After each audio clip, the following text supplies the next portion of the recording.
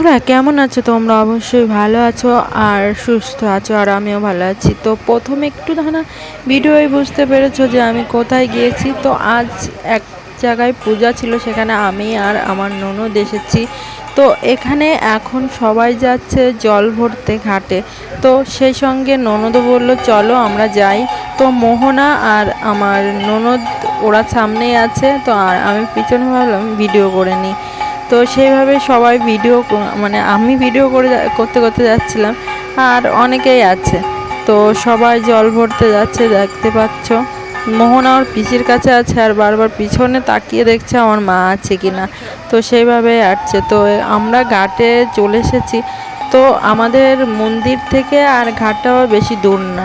এখানে সবাই স্নান করে, তারপর সব কাজ এখানেই করা হয়। তো এখানে দেখতে পাচ্ছ যে জল ভরতে চলে এসেছি ঘাটে। তো সবাই আছে, অনেকটাই ভিড়, অনেক মানুষ এসেছে।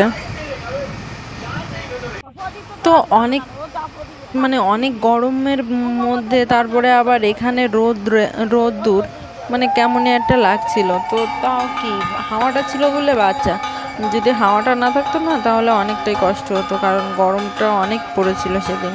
তো হাওয়াটা হচ্ছিল, ওই জন্য আর কোনো অসুবিধা হচ্ছিল না। তো এখানে সবাই শঙ্খ বাজিয়ে সবাই নিজের কাজ করছে, আর একে দেখো ওরা স্নান করছে।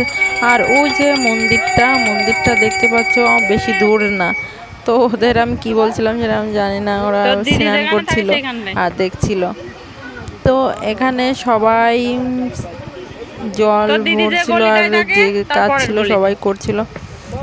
তো কাজ কমপ্লিট করে এবার আমাদের যেতে হবে। তো সেই জন্য আমরা আবার মন্দিরের ওখানে যাব।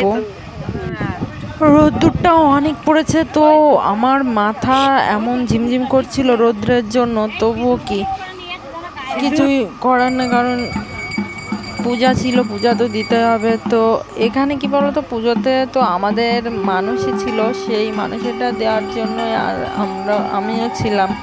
তো আমার শাশুড়ি ওই মন্দিরের ওখানে বসে আছে, তো আমি আর ননদ আর মেয়ে এখানে চলে আসলাম। তো গরমে তো পুরো ঘেমে আর নেই, কপালে একটা টিপ দিয়েছিলাম সেটাও নেই, আর চুলগুলো দেখো একদম এলোমেলো হয়ে গেছে। তো তারপরেই মন্দিরের এখানে চলে আসলাম। তো আর কি বলতো, এই মন্দিরটাও নতুন করে করা, খুব ভালোই লাগছিল। তো এরকম ছিল না, আগের মন্দিরটা অনেকটাই ভাঙাচোরা একটা টাইপের ছিল। তো এই কিছুদিন আগেই মন্দিরটা উদ্বোধন করা হয়েছে। তো সেখানেই আজকে নতুন করে পুজো দেওয়া হচ্ছে। তো দেখো শনি ঠাকুর, আর এখানে মা কালী, মা তারা, যে যাই বলো। তো এখানে এই মাসিটি করছিল পূজার। আর এখানে দেখো সবাই ফল প্রসাদ এনে রেখেছে। তো আমি মন্দিরের এখানে দাঁড়িয়ে আছি, আমি অবশ্য উপবাস। তো মাসিটি এখানে মাতাম দিচ্ছে, আর এখানে সবাই দেখছিল, আর বাইরেও অনেকটাই মানুষ ছিল। এখানে ফাংশনও হবে, অনুষ্ঠানও হবে। তো আজকে পূজা হচ্ছে আর 2-3 দিন ধরে অনুষ্ঠান হবে। তো তারপরে হচ্ছে খিচুড়ি দেওয়া হবে। তো আমি চলে এসেছি। তো আমি 2-2:30টার দিকে গেছিলাম আর 4টের দিকে চলে আসছিলাম। তো এসে প্রচণ্ড গরম লাগছিল। তো তারপরে স্নান করে খারাপ লাগছিল অনেক। তারপরে তো বাইরে এসে বসেছিলাম হাওয়ার কাছে, বাতাস খেতে।